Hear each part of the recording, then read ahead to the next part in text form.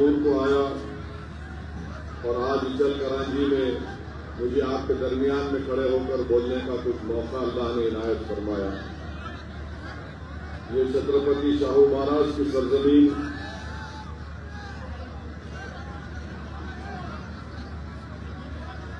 ये छत्रपति शाहू महाराज की सरजमीन जिन्होंने अनटचेबिलिटी का खात्मा किया, जो महात्मा फूले की फिक्र से मुतासिर हुए, जिन्होंने 1912 में बुनियादी तालीम का आगाज किया और 1917 में उसको फ्री कर दिया। 50% रिजर्वेशन तालीमी इदारों में और हुकूमत में उन्होंने नाफिज किया दलित, ओबीसी, मुसलमान माइनॉरिटीज के लिए। और बाबा साहेब अम्बेडकर को संविधान में रिजर्वेशन का आइडिया बाबा साहब को यहीं से मिला। 1920 मई में छत्रपति शाहू महाराज ने all India backward class conference मुनक्कद की और बाबा साहेब अम्बेडकर से कहा कि इसके चेयरमैन आप होंगे।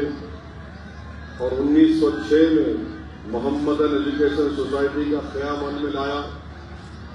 छत्रपति शाहू महाराज की सोच और फिक्र से तिलक और श्रीपद अमृत डांगे, जो कम्युनिस्ट पार्टी ऑफ इंडिया के फाउंडर थे, वो परेशान थे और बाबा साहेब अम्बेडकर ने उनको समाजी जमहूरियत का सुतून करार दिया था छत्रपति शाहू महाराज को। मैं आपको ये भी बताना चाहूंगा कि मजलिस इत्तेहादुल मुस्लिमीन आने वाले बल्दिया के इंतखाबात में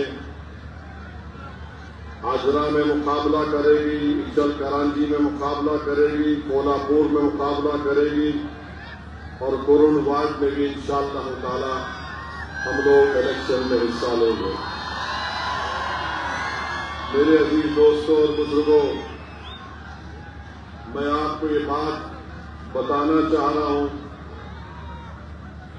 कि हमारे वतन अजीज में हम देख रहे हैं कि पहलगाम का हमला हुआ, जहां पर हमारे 26 भारत के सिटीजन्स को, नागरिकों को पाकिस्तान से आए हुए टेररिस्ट ने उनको सिर्फ इस बुनियाद पर गोली मारकर उनकी जान ले ली, उनके परिवार और उनकी बीवियों के सामने, कि उनका मजहब हिंदू थे, हिंदुइज्म था। हम तमाम ने उसकी मजम्मत की।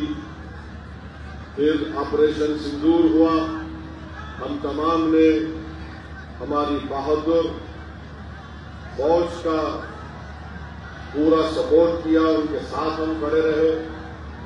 मगर सवाल ये पैदा होता है कि हम जानते हैं कि ऑपरेशन सिंदूर कामयाब हुआ और मैंने पार्लियामेंट में खड़े होकर मुबारकबाद दी, मगर पाकिस्तान की तरफ से जो शेलिंग हो रही थी उसमें एक मस्जिद के इमाम साहब की मौत हुई, 2 जुड़वा बच्चों की मौत हुई, सिख गुरुद्वारे को तबाह किया गया, एक मंदिर पर भी हमला हुआ, उनकी शेलिंग में नुकसान हुआ।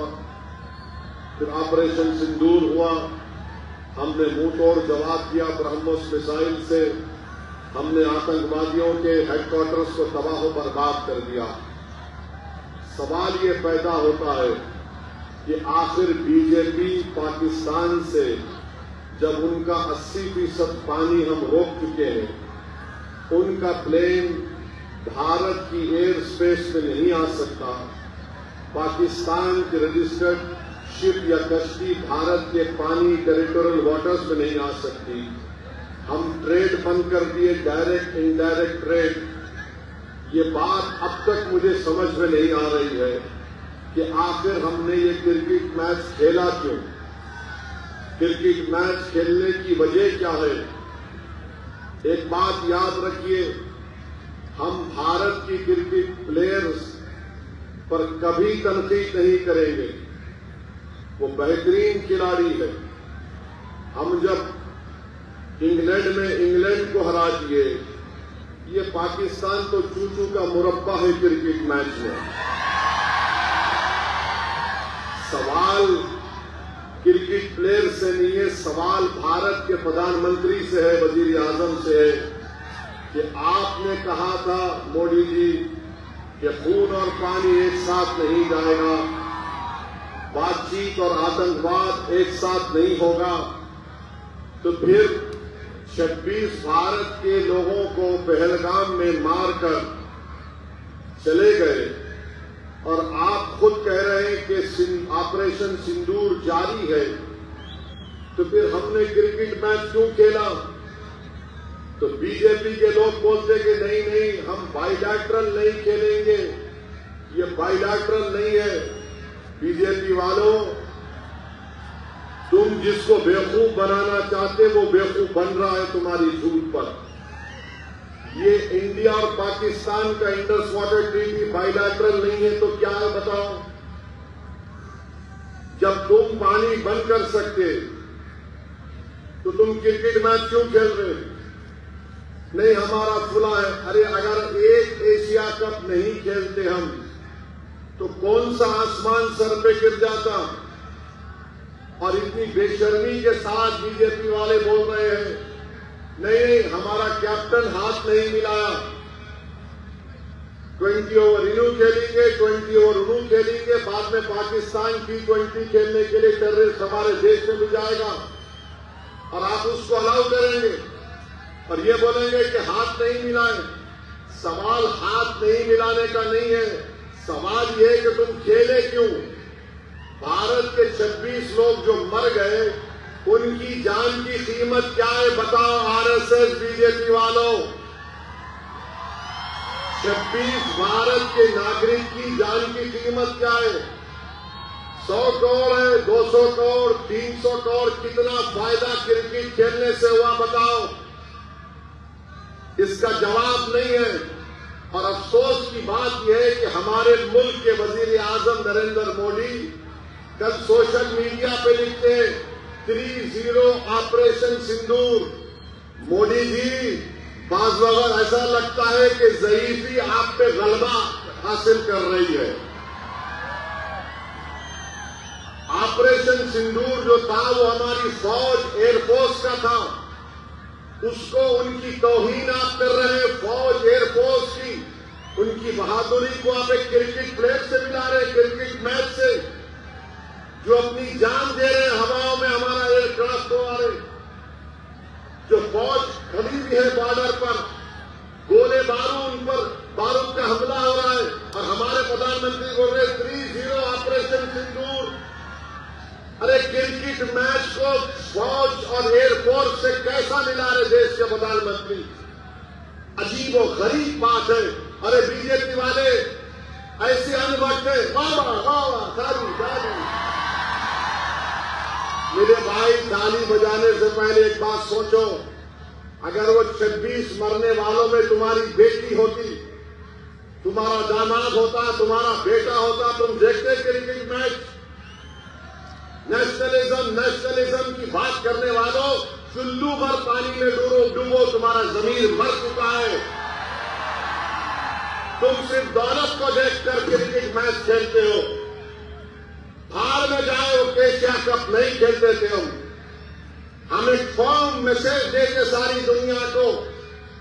जब हम अक़वाम मुत्तहिदा में खड़े होकर जयशंकर पाकिस्तान के ऊपर बोल सकते हैं तो क्रिकेट मैच क्यों खेले? नहीं खेलना था पाकिस्तान से। अरे एक एशिया कप नहीं खेलते तो पाकिस्तान चाइटाई हो जाता, परेशान हो जाता और नुकसान उनका होता, हमारा नहीं होता। हमारी तो 3-4 ट्रिलियन की इकॉनमी प्रधानमंत्री खुद बोलते ना, और क्रिकेट मैच खेल के प्रधानमंत्री लिख रहे 3-0। क्या तौहीन है हमारी फौज की, हमारे बहादुर एयरफोर्स की। क्या सोच रहा होगा वो पायलट जिसने ब्रह्मोस मिसाइल मारकर पाकिस्तान के 9 एयरस्ट्रिप एयरपोर्ट को बर्बाद कर दिया? क्या सोच रहे होंगे वो जवान जो आए दिन पाकिस्तान की फौज की गोला बारूद का मुकाबला करते हैं कि हमारी बहादुरी और कुर्बानी को क्रिकेट मैच से मिलाती? वाह प्रधानमंत्री, आपका नेशनलिज्म, बहुत खूब बीजेपी वालों, तुम अब बैंड बाजा की कंपनी बन चुके, बजाओ बाजा। पाकिस्तान, अरे पाकिस्तान मारा हमको, टेररिज्म हमारे पास कर रहे और क्रिकेट मैच को बहवा रहे। ये मुल्क है, ये मुल्क की इस तरह से हम इंटरनल सिक्योरिटी को, एक्सटर्नल सेल्स को देखेंगे। अजीब व गरीब मामला। बहरहाल मेरे अजीज दोस्तों और बुजुर्गों, बीजेपी एक्सपोज हो चुकी है क्रिकेट मैच खेलकर। बीजेपी बुरी तरह एक्सपोज हो चुकी है और व्हाइट हाउस में बैठा हुआ है, बात करेगी मैं जंग रुकाया, मैं जंग रुकाया, मैं जंग रुकाया, मैं जंग रुकाया। अरे क्या तो भी खा के बोलता नहीं मालूम मुझे। मैंने एक ही डोजे की तरह मैं जंग रुकाया। अबे तू जंग रुकाया तो रुका, फलस्तीनियों पे जंग रुका। 65,000 फलस्तीनी मारे गए, 65,000। अच्छा, ट्रंप बोल रहा है, एक मिनट सुनिए। ट्रंप हमारे पास 50% टैरिफ लगा दिया। गुजरात के सूरत में हमारे डायमंड इंडस्ट्री में लोगों की नौकरी चले गई। मोटर स्पेयर पार्ट्स का एक्सपोर्ट जो 35,000 करोड़ का आता था, आधा हो गया। तमिलनाडु में रेडीमेड कपड़े जाते थे अमेरिका को, वो नौकरियों से निकाल रहे। अरे कौन सा नेशनलिज्म है तुम्हारा बीजेपी आरएसएस वालों? 50% टैरिफ लगा दिया ट्रंप ने। हम ट्रेड डील करेंगे, कौन सी ट्रेड डील करोगे आप बताओ? कौन सी ट्रेड डील करोगे? हमें ये करें, क्या करेंगे? बर्बाद कर दे रहे हैं टैरिफ लगाकर। मगर हमारे प्रधानमंत्री बोल रहे हैं 4 ट्रिलियन की इकोनॉमी। कौन सा? कुछ तो बोलो, इतना क्यों डर रहे अमेरिका से? भारत एक ताकतवर कंट्री था, भारत एक ताकतवर मुल्क है और हमेशा रहेगा इंशाअल्लाह ताला। अमेरिका अपनी जगह पर है तो हम कमजोर थोड़ी है। उनको हिंदुस्तान की मार्केट चाहिए। अमेरिका में कोई हुनर नहीं है, फन नहीं है वहां के लोगों के पास। H-1B वीजा को $1,00,000 किसको देना पड़ेगा? आप जो बच्चे पढ़ रहे हैं उसमें भी कुछ नहीं। हम बातचीत कर रहे हैं, बातचीत कर रहे हैं। क्या तुम्हारी खारिजा पॉलिसी है? क्या तुम्हारी डिफेंस पॉलिसी है? बताओ। कब तक तुम नेशनलिज्म का नाम ले लेकर इस देश को धोखा देते रहोगे? मेरे अजीज दोस्तों और बुजुर्गों, ये इनका चेहरा। अब जो लोग इम्तियाज साहब हो गए थे कि असदुद्दीन ओवैसी कोल्हापुर को नहीं आना, पिक्चर करांजी को नहीं आना। बाबू एक बात सुनो, आप बच्चे, तुम्हारे मुंह के अंदर दूध के दांत भी नहीं निकले अभी।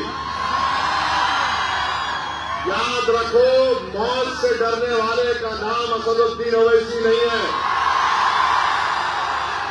मैं अल्लाह को हाजिर नाजिर जान के बोलो, मैं मरने तैयार हूं। तुम तैयार हो मरने को? बताओ।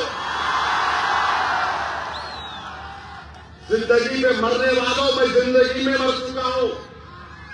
मारे ऊपर देंगे, अरे क्या छोटा बच्चा हो, मुर्गी का बच्चा हो, नहीं आना। 2012 और 13 में पाकिस्तान गया था मैं।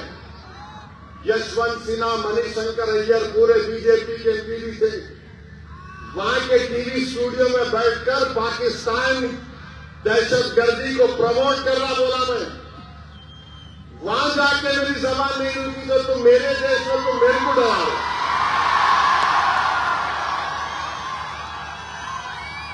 अभी दूध पियो बॉटल से, ये उम्र नहीं है तुम्हारी। हम तुम्हारे दड़ों से मुकाबला कर रहे, बच्चे बीच में नहीं आना। क्या तमाशा है भारत का? नहीं आना, आते क्या करते? तो बात है। अच्छा, हम यहां पे हम पहुंचे, हमको एक लव लेटर मिल गया है 169 BNSS। हजरत पुलिस हमको दे दी। हम समझे हमारे ससुरे हैदराबाद में ससुराल यहां भी निकला। अब ये तो कोई हेट स्पीच नहीं होंगी, नाराज तो नहीं होंगे हमारे पुलिस के इंस्पेक्टर साहब जो हमारे को लव लेटर दिए। नहीं, आप हेट स्पीच नहीं देना। हेट स्पीच कहां दिया हमने? हेट स्पीच जो दे रहे उससे तो आप कुछ नहीं कर रहे। आपके मुंह में दही जमा हुआ है जो गाली दे रहा रोज,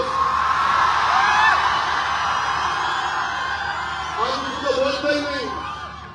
क्या क्या नहीं बोलते रोज वो लोग, कुछ बोलते ही नहीं। वो जो एनिमल प्रोटेक्शन के नाम पर पूरे कुरैश बरादरी के कारोबार को बर्बाद कर दिए, उनको कुछ नहीं करते आप। नहीं, आप नहीं देना हेट स्पीच। अरे भाई साहब, मैं 2 मरतबा का एमएलए हूं, 5 मरतबा का मैं एमपी हूं, इसके बावजूद भी आप हमको नोटिस दे रहे। अब मैं घर को जाऊंगा तो मेरी बीवी को मालूम होगा कि यहाँ जब लेटर मिला तो मेरी बीवी का क्या हाल होगा। ऐसा तो नहीं करना चाहिए ना आपको। आप इंटरनल फैमिली मैटर में क्यों आ रहे? आप खामोशी से बोलो आई लव यू, मैं समझ सकता हूं। वो फैमिली मोहब्बत का इकरार कर दे रहे आप। 56 ईयर्स का हो चुका हूं माशाअल्लाह। जो उम्र में तो नहीं देना लव लेटर। ये बच्चों को जो मालूम कि हमारे पीछे पड़ गए, जब कर दिया ये लोग। मैं लिख के दिया I reject this notice because this violates my freedom of expression, which is a fundamental right under Article 19 of the Indian Constitution. तो बात है, क्या क्या महाराष्ट्र में नहीं बोला जा रहा, पकड़ते नहीं। मस्जिद शरीफ कर दी, आप कुछ करे पकड़े किसको हमको मालूम। तो ये ठीक नहीं है, ये ठीक नहीं है। हाँ, मैं गुनाह करा, केस बुक करो, मेरे को बोलो, रोको मेरे को, मैं रुक जाता हूं, जेल में डाल दो, जो करते करो आप। मगर पहले से आपको कौन बोले नहीं आके बोलिएगा। अरे कैसा बोलूंगा? अरे मैं भारत की नुमाइंदगी करने गया था अरब कंट्रीज में, बहरीन, आपके कुवैत, सऊदी अरेबिया, अल्जीरिया। पूछो बीजेपी के मेंबर से कि ओवैसी की जबान से क्या अल्फाज निकल रहे थे। पूछो हेड डेलीगेशन हेड से क्या तमाशा बना के रख दिया आप कि आप मेरे को नोटिस देकर आप अपने इकबाल को कम कर रहे हैं। मेरा इकबाल कम नहीं होता, अल्लाह मुझे और इज्जत देगा इंशाअल्लाह ताला। आप ये बता रहे कि आप कितने बायस हैं, कितने अनजस्ट हैं। आप रूल और कानून का इखलाफ सिर्फ मुझ पे होगा, दूसरों पर नहीं होगा। कानून तो सबके लिए है, दूसरों पे नहीं होगा इस्तेमाल। नहीं, एक शेरवानी टोपी दाढ़ी वाला पहन के आ रहा, उसको नोटिस देंगे तो फिर सुनो मैं क्या बोल रहा हूं। इसमें केस बुक करते बुक करो, ले जाके जेल में डालते डाल दो। मैं मरने को तैयार हूं इस कास्ट के लिए, गरीबों के लिए। मेरी जबान न जुल्म से खामोश होगी, मेरी जबान न जबर से खामोश होगी, मेरी जबान न गोलियों से खामोश होगी। हाँ, मौत मुझे खामोश कर सकती है, मगर मुझे यकीन है कि इंशाअल्लाह ताला मैं जमीन में अंदर चला नहीं जाऊंगा, मगर जो सोच और फिक्र इन नौजवानों को लेकर जाऊंगा वो मुझसे ज्यादा काबिल होंगे। याद रखो, पुकार कर मेरा पैगाम लेके जाएंगे। अजीब मामला। मेरे अजीज दोस्तों और बुजुर्गों, और ये जो पोस्टर निकाला गया है नबी करीम सल्लल्लाहु अलैहि वसल्लम के बारे में, मैं नौजवानों को बोल रहा हूं, अगर आप मोहम्मद सल्लल्लाहु अलैहि वसल्लम से मोहब्बत करते हैं, कितने लोग आई लव मोहम्मद बोलते हैं बताओ? आप लोग पूरी 5 वक्त की नमाज पढ़ रहे हैं, सही सही बोलो, अल्लाह उसका रसूल देख रहा। झूठ बोलते सच बोलते।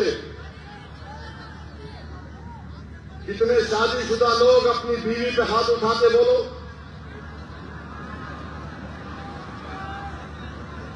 बोलो। पोस्टर उठाना आसान है। रसूल अल्लाह सल्लल्लाहु अलैहि वसल्लम ने हमारी उम्मत की मांओं पर कभी उंगली तक नहीं उठाई। याद रखो ये। रसूल अल्लाह सल्लल्लाहु अलैहि वसल्लम घर में अपना खुद काम करते थे। आपका हाल क्या है? घर में जाओ, तो चाय बनाओ, पानी लाओ, बहुत बड़ा जिहाद करके आए तुम घर को। मेरे भाई, नमाज पढ़ो। खाली जुम्मे का रमजान का नहीं मामला है, रोज मस्जिद को आबाद करो। रमजान में पूरे रोजे रखो। जिसको अल्लाह दौलत दिया, ज़कात निकालो ने, ज़कात में डंडी मारते, कई को मारते बाबा। दो ओनली 2.5% है, वो दो निकालो उसको, पूरे बलायात खत्म हो जाते। नमाज़ा पढ़ते नहीं हम लोग, कोई नमाज नहीं पढ़ेंगे। और या रसूल अल्लाह, हम आपसे मोहब्बत के नारे नमाज पढ़ो। झूठ मत बोलो, बहादुर बनो। अल्लाह की जात पर तवक्कल करना। अल्लाह ही हमारी हिफाजत करने वाला है। डरना किसी माई का लाल से नहीं है। हम और आप रसूल अल्लाह सल्लल्लाहु अलैहि वसल्लम के गुलामों के गुलाम हैं। तो गुलाम कैसा रहता आका के सामने अपने? हम आका के चाहने वाले हैं, वो हमारे महबूब हैं, वो अल्लाह के हबीब हैं। अपने किरदार को देख लो। बशमूल मेरे, अल्लाह हम सबको तौफीक दे। हमारी बेटियों से कहना चाह रहा हूं, हमारी उम्मत की मां कैसा रही थी रसूलुल्लाह सल्लल्लाहु अलैहि वसल्लम के साथ? क्या कोई उनको देख सकता था? नहीं देख सकता था। मगर क्या उनको रोक दिया गया कि तालीम हासिल मत करो? हमारी उम्मत की हज़रत आयशा सिद्दीक़ा कितने अहादीस के रावी हैं, बने किस जानती थी वो। हमारी बेटियों को देखना सिर्फ पोस्टर उठाने से नहीं, याद रखो। पूछोगी तुम्हारी एक एक हरकत की उस दिन असर के मैदान में पूछोगी। तुम अपने मां बाप से कैसा रहते हो बताओ? तुम अपने बाप के मरने के बाद जायदाद के लड़ते क्यों हो? तुम्हारे खानदान में दीवारें क्यों उठ जाती, बताओ मेरे को। ये हो रहा है। आई लव मोहम्मद बोल रहे तो फिर सल्लल्लाहु अलैहि वसल्लम बोले तो रोकना चाहिए। याद रखो, हज़रत उवैस क़रनी रज़ी अल्लाह तआला अन्हु आशिक़ रसूल हैं। अब रसूलुल्लाह सल्लल्लाहु अलैहि वसल्लम को जाकर मिल नहीं सके, देख नहीं सके। क्यों नहीं देख सके? क्योंकि आका ने कहा तुम्हारी मां ज़ईफ है, मां का ख्याल रखो। तुम कभी अपनी अम्मा की तरफ देखते, पूछते उसको, जो घर में बैठी बैठी तुम्हारे लिए इंतजार करती है, तुम्हारे लिए दुआ करती है। अम्मा बूढ़ी हो गई तो नौकरानी बन गई घर में, बाप पूजा हो गया तो बोझ बन गया हमारे लिए। हज़रत उवैस क़रनी नहीं गए अपनी मां की वजह से।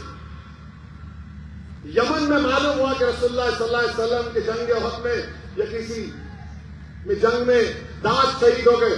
अपने पूरे दांतों को तोड़ लिए, ये दांत शहीद होगा, ये दांत। इसको बोलते इश्क। खाली पोस्टर उठाने से मोहब्बत के दावे नहीं होते, अमल करना पड़ेगा। तुमको बेखौफ होना पड़ेगा। तुमको देखकर शैतान भाग जाए ऐसा तुमको बनना पड़ेगा इंशाअल्लाह ताला। शैतान और उसके पूरे चाहने वाले, ये तबीयत को पैदा करो। इश्क किसको बोलते मेरे भाई? इश्क किसी को बोलते? हम आशिक हैं तो इश्क के मजाहरे करो। इज्जत करांजी में माशरे को अच्छा करो। मुसलमान है तो शराब उसके करीब नहीं आना, मुसलमान है तो ड्रग उसके करीब नहीं आना। आप सिगरेट लेके पुड़ी निकाल रहे, क्या है ये? अरे बाबा, तुम सेहतमंद रहना, तुम कौम का मुस्तकबिल हो नौजवानों। तो अगर आपके घर की दीवार गिर गई तो क्या होता मालूम? लोग रास्ता बना लेते। तुम कौम की दीवार हो, अगर तुम गिर जाओगे तो जमाना रास्ता बना लेगा। कल जिम्मेदारी तुम पे आएगी इस कौम की क़यादत की। अपने अमल में, अपनी जिंदगियों में इख्तिलाफ पैदा करो। यकीनन रसूलुल्लाह से मोहब्बत दुनिया की सब चीजों से ज्यादा करना है। रसूलुल्लाह सल्लल्लाहु अलैहि वसल्लम रहमतुल्लिल आलमीन है। खाली मुसलमानों के रसूल नबी नहीं, सारे आलम के, जिन और इंस के हैं, जानवरों के रसूल रहमतुल्लाह सल्लल्लाहु अलैहि वसल्लम। तो हम रहमतुल्लिल आलमीन की उम्मत है, हम रहमत के मजारे करेंगे, सहमत के नहीं करेंगे। क्या करेंगे? हम रहमत के मजारे करेंगे, सहमत के नहीं करेंगे। दुश्मन ये चाहता है कि तुमसे कानून पुरवाए और तुमको तुम्हारे ऊपर केसेस बुक कर दिए जाए।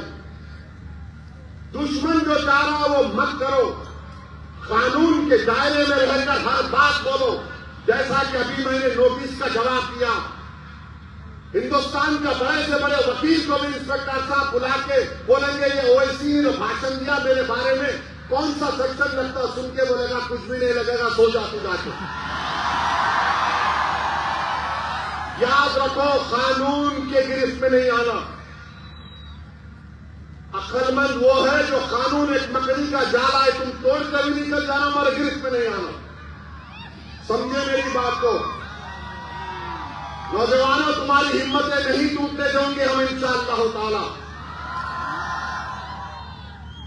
तो यकीनन अल्लाह के रसूल सल्लल्लाहु अलैहि वसल्लम से मोहब्बत है और जारी रहे। अरे हम तो मुसलमान हैं उनकी वजह से। शेख मुजद्दिद अल-फ़सानी ने लिखा कि हमने अल्लाह को माना तो इसलिए माना क्योंकि नबी रहमत ने कहा अल्लाह की इबादत करो। हमको कुरान उनकी वजह से मिला, रमजान उनकी वजह से मिला, कायनात का जर्रा मारद वजूद में उन्हीं की वजह से आया। हदीस खुदसी है, अल्लाह फरमाया कह रहे महबूब, अगर आप न होते तो मैं अपनी रबूबियत को भी जाहिर नहीं करता। तो मजाहरे करो इससे, मजाहरे करो इससे। ये मोहब्बत के मजाहरे होना। माशरे में बुराइयों का खात्मा करो। यकीनन हम अपने अमाल की बुनियाद पर जन्नत जाएंगे नहीं जाएंगे अल्लाह को मालूम, मगर एक बात सच से हक है कि अल्लाह के रसूल सल्लल्लाहु अलैहि वसल्लम जब सिफात करेंगे, हम और आप जन्नत में जाएंगे। दुरूद और सलाम कितने मरतबा पढ़ते हो रसूलुल्लाह सल्लल्लाहु अलैहि वसल्लम बताओ? एक मरतबा पढ़ते दिन में, 2 मरतबा, 10 मरतबा? हाथ उठाओ, कितने मरतबा 10 मरतबा पढ़ते? अल्लाह के रसूल पर दुरूद और सलाम कितने मरतबा पढ़ते बोलो? हाथ तो उठाओ, कितने पढ़ते? 10 बार। भाई दुरूद पढ़ते रहो। तुम एक बार दुरूद पढ़िए रसूलुल्लाह सल्लल्लाहु अलैहि वसल्लम पे तो अल्लाह तुम्हारे 10 गुनाहों को माफ करता, तुम्हारे 10 दर्जात को बुलंद करता, तुम्हारे 10 परेशानियां दूर हो जाती। ये मजाहरे करो। आसान काम लेके होगा नहीं मेरे भाई, ये मामला रहमतुल्लाह अलैहि का है, सल्लल्लाहु अलैहि वसल्लम का, कमली वाले का है। और हमारे उलमाए किराम क्या क्या कुर्बानियां नहीं किए। इस तरह की बहादुरी के मजाहरे करो जिस तरह इमाम आजम अबू हनीफा जेल में जिंदगी खत्म हो गई, मगर बादशाह ने कहा था साइन कर दो, बोले नहीं करता। इमाम अहमद बिन हम्बल को कोड़े मारे जाते थे कि बोल दो कुरान अल्लाह का कलाम नहीं है। आपने कोड़ों को बर्दाश्त किया मगर कहा यह अल्लाह का कलाम है। इमाम मालिक रहमतुल्लाह अलैह मदीने में अगर वो आके सवाल पूछता कि रसूलुल्लाह सल्लल्लाहु अलैहि वसल्लम हदीस बयान करो, उसको बिठाते, वजू करके आते, खुशबू लगाते, लोग पूछते कि मामूली सवाल पर आप नए कपड़ नहाकर नहीं आते? बोले नहीं, रसूलुल्लाह सल्लल्लाहु अलैहि वसल्लम की हदीस बयान करो। अदब रखो, याद रखो, ये मामला बड़ा नाजुक है, ये मामला बड़ा नाजुक है नौजवानों। और जब पोस्टर लेके जा रहे तो फेंकना नहीं जमीन पे। किसी का नाम मोहम्मद नहीं था, मेरे नबी के नाम से पहले पूरी कायनात में। उस पोस्टर को उठा के रखो, अपने सीने से लगा के रखो, घर में चिपका कर रखो। समझो इस चीज को नौजवानों, तुमको बुरी लग रही होगी मगर मैं अपना हक अदा कर रहा हूं।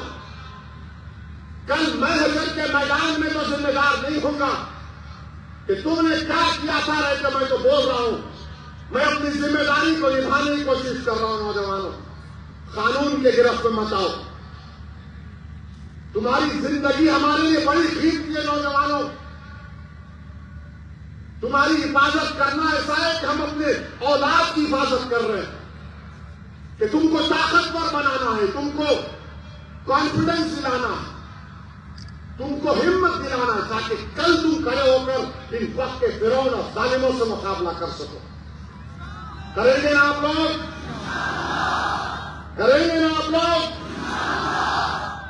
इंशाअल्लाह बोल के घर को जाके सुबह की फजर की नमाज गोल नहीं करना। घर को जाके इशा पढ़ो, मेरे को ही पढ़ना है।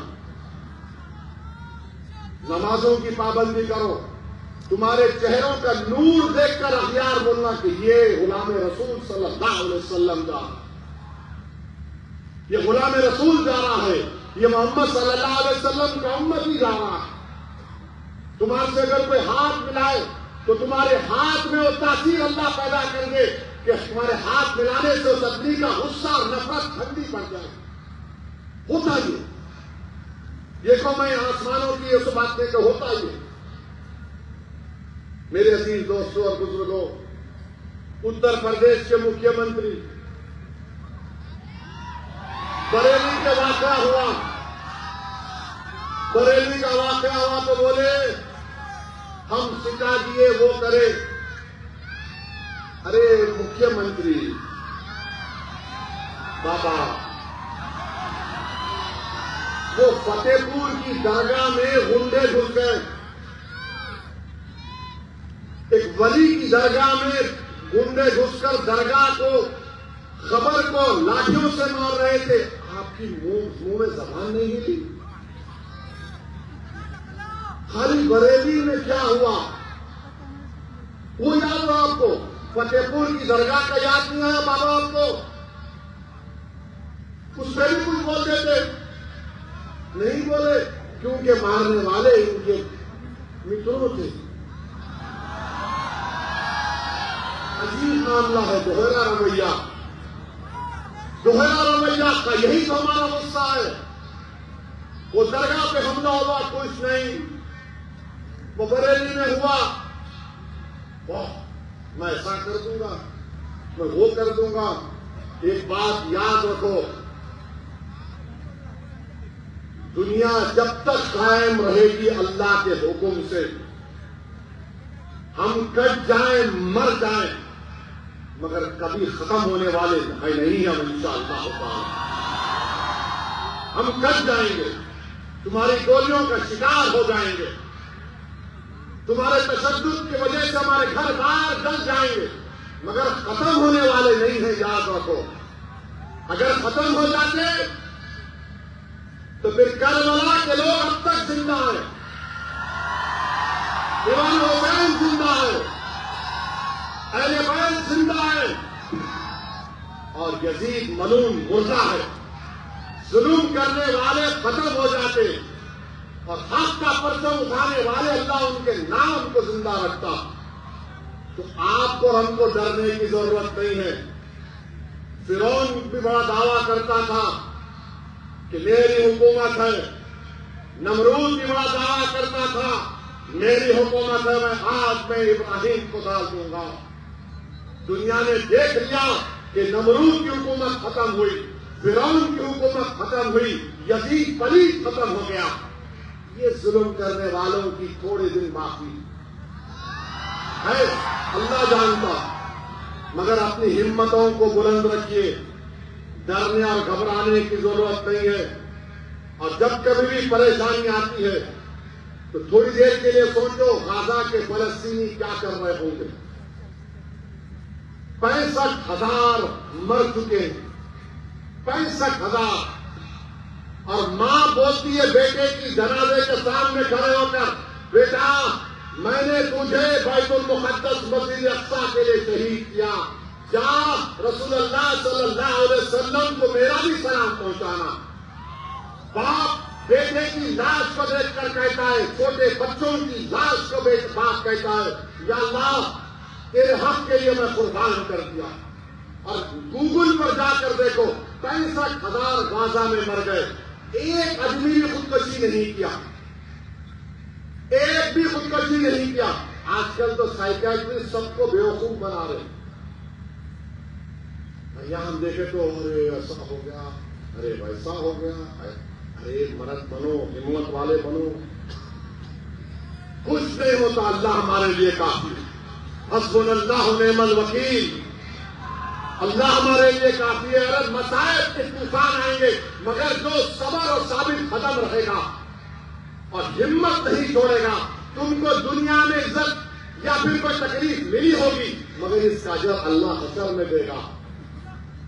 अल्लाह तुम्हारा हमारा इंशाअल्लाह ताला उस अजर हशर के मैदान में देगा। और हम मोहम्मद सल्लल्लाहु अलैहि वसल्लम के उम्मती, अल्लाह के रसूल सल्लल्लाहु अलैहि वसल्लम, हम खबर में जाएंगे, चेहरे मुबारक का दीदार करवाया जाएगा। सोचो क्या खुशखबरी होगी, क्या मजा आएगा जब रहमतुल आलमीन के चेहरों को देखोगे, जब चेहरे मुबारक को देखेंगे। क्या मंजर होगा जब हशर का मैदान होगा, सब रसूल नबी नफ्सी नफ्सी बोलेंगे और कमरी वाले बोलेंगे मेरा उम्मती कहां है, मेरा उम्मती आओ। गुनाहगार को तलाश करेंगे। तो मेरे अजीज दोस्तों और बुजुर्गों, नेक बनो, अपने माँ बाप की खिदमत करो, माँ बाप से अच्छा बर्ताव करो, बीवियों से अच्छा रहो। बीवी से अच्छा नहीं रहते, बहन से बहन में कुछ करा तो गुस्सा आता, सीना तान के जाते, क्यों रे मेरी बहन को ऐसा बोला, अपनी बीवी को, तुम्हारी बीवी को क्या हो रहा। ये मैं सब देख के बोल रहा हूं,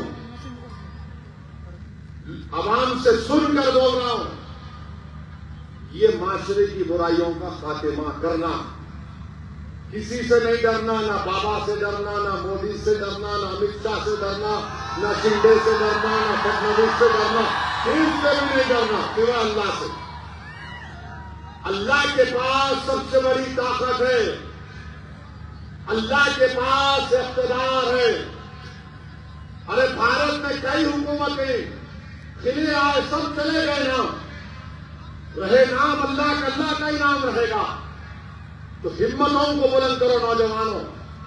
होता है कोई फिक्र होती है, ऐसा हो गया, मगर दिल को बोलना है अल्लाह है। अपने हौसले को तुम 10 सेकंड के लिए ठहर जाओ, देखो तुम्हारे में कैसा इत्मीनान और कॉन्फिडेंस पैदा होगा। तो मेरे अजीज दोस्तों और बुजुर्गों, याद रखिए,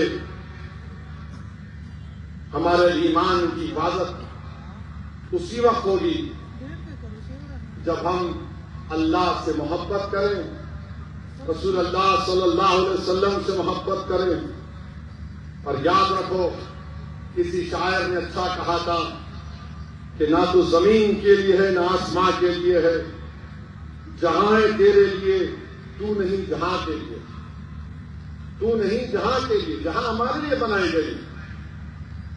आज अगर वो इक़्तिदार प्यारे साहब ऐसा हो रहा है, कुछ नहीं होता प्यारे, कुछ नहीं होता। इंशाअल्लाह हम ही गालिब होंगे, इंशाअल्लाह ताला हम ही गालिब होंगे, देखना तुम इंशाअल्लाह ताला।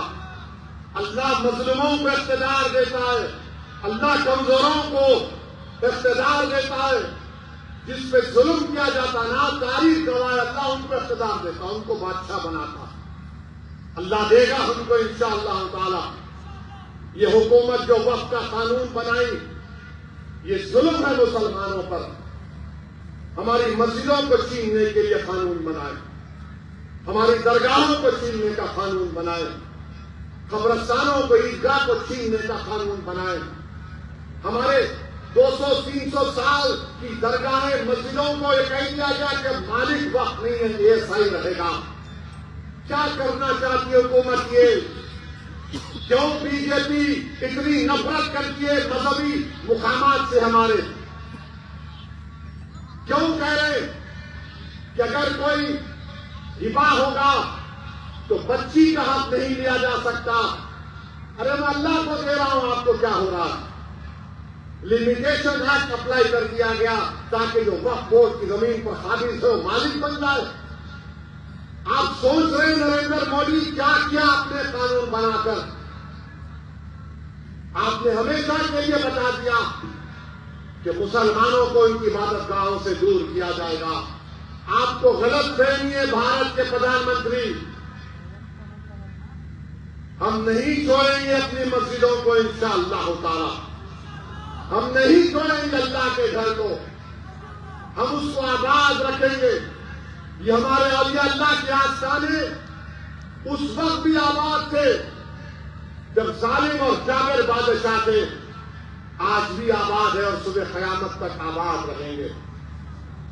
हमारी खानकाहें कभी वीरान नहीं होंगी।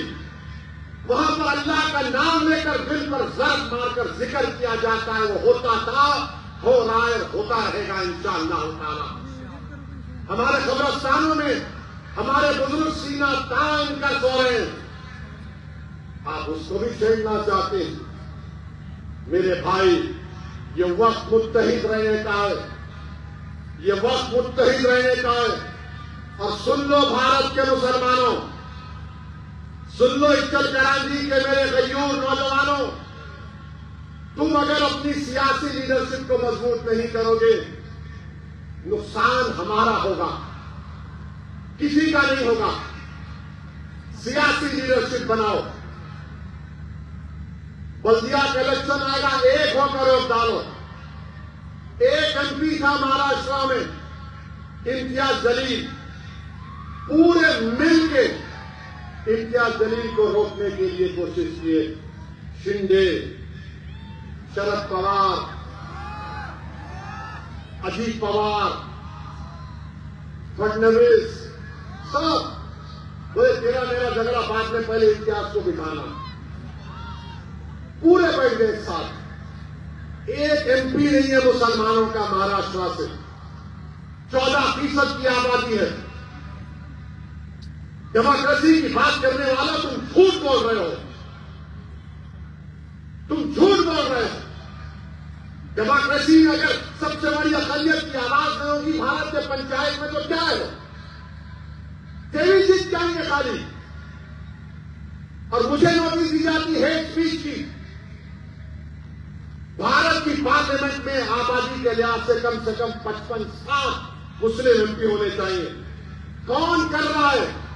हम सिर्फ वोट डालने वाले बन गए। इलेक्शन आया, सेकुलर जिंदा रखो, वोट डालो और घर में जाके सो जाओ। मजलिस क्या कह रही है? पॉलिटिकल लीडरशिप बनाओ, वोटर मत बनो, सिटीजन विद राइट्स बनो। सिटीजन विद राइट्स बनो। वोटर बन गए तो सिर्फ वोट डाल के भूल जाओ। इधर कराची में पावर लूम है, आपके बर्फी का बिजली का रेट बढ़ गया, कोई फिक्र नहीं। पावर लूम इंडस्ट्री बर्बाद हो रही। तो सिटीजन विद राइट्स बनो, ये मेरे हुकूक है। मैं सिर्फ वोट डालने वाला नहीं बनूंगा। और तुम कैसे बनोगे? तुम अगर ये सो कॉल पॉलिटिकल सेक्युलर पार्टी को वोट दोगे, तुम जाके नहीं पूछ सकते। तुम मजलिस पार्टी को वोट दोगे तो तुम आके असदुद्दीन ओवैसी का हाथ पकड़ के पूछ सकते, मेरा काम होता नहीं होता, मेरा काम आप करेंगे नहीं करेंगे। ये आपकी आवाज है। याद रखो, पॉलिटिकल लीडरशिप बनाओ। वो जरांगे पाटिल खाली एक धरना बैठा 2 दिन 3 दिन, पूरा हुकूमत सामने आ गई उसके। आप खाली नारे मारेंगे, सवाल है क्या है? कुछ असर होगा नहीं होगा? ताकत यही है कि तुम मुत्तहिद रहो।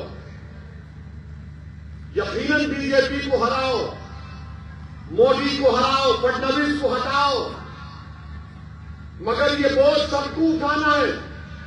ये सब मिलकर क्या करें? नहीं, तू ये ले ले, इसको तू हटा, हम बैठ के मलाई खाएंगे बाजू में। ये नहीं हो सकता मेरे भाई। नौजवानों, देश का मुस्तकबिल आप हैं, आपको उठना पड़ेगा, तभी हमको कामयाबी मिलेगी। पिक्चर कराची में बहुत से मसाइल हैं, आप मजलिस के उम्मीदवारों को कामयाब करिए, इंशाअल्लाह ताला हम पूरे काम करवाएंगे। तो आने वाले इलेक्शन में आप पतंग के निशान पर वोट देंगे नहीं देंगे? नहीं, दम नहीं है तुम्हारी आवाज में। हमारी मां और बहनें भी हाथ उठा सकती। किसको वोट देंगे? और आजकल अजीत पवार बहुत ज्यादा है, उनके पार्टी के लोग वो ज्यादा ही बोल रहे हैं। ठीक है, सबके मुंह में जबान है, याद रखो, और मेरे मुंह में ज्यादा बड़ी लंबी जबान है। पतंग को वोट देंगे, पतंग को वोट देंगे, तो फोन की लाइट खोल के बताओ पतंग को वोट देंगे। बोलो फोन, बोलो, पतंग को वोट देंगे, पतंग को वोट देंगे, मजलिस को कामयाब करेंगे। तो लगाओ मेरे साथ नारा, नारे तकबीर, मजलिस से इत्तेहाद और मुस्लिमीन, मजलिस से इत्तेहाद और मुस्लिमीन, महाराष्ट्र जिंदाबाद, महाराष्ट्र जिंदाबाद। अस्सलाम वालेकुम व रहमतुल्लाहि व बरकातुहू।